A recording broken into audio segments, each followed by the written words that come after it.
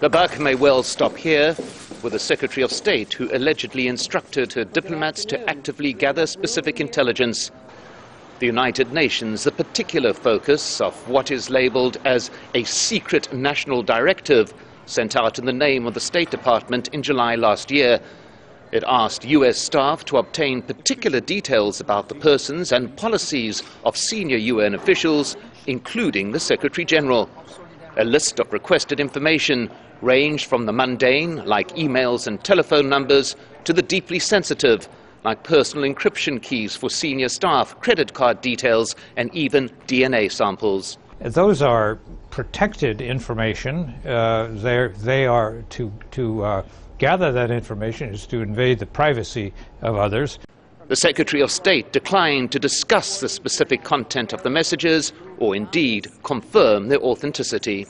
I will not comment on or confirm what are alleged to be stolen State Department cables. But I can say that the United States deeply regrets the disclosure of any information that was intended to be confidential. And the State Department spokesman would not be drawn either on the matter. We have hundreds of thousands of cables that go out from the State Department every single year.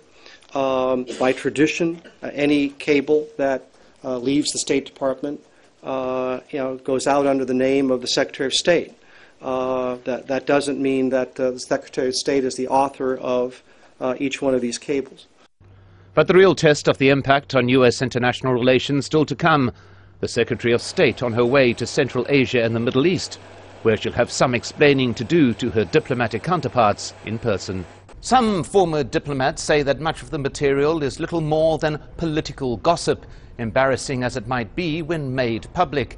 But the issue of policy directives coming out of the State Department is a far more serious matter than the material that's coming in. This appears to have the stamp not of diplomatic opinion, but of a thought-out strategy, based, some may argue, on an abuse of diplomatic trust. And the question to be answered, whether the Commander-in-Chief who appointed the Secretary of State was aware of the instructions allegedly made in her name. Mike Hanna, Al Jazeera, at the US State Department.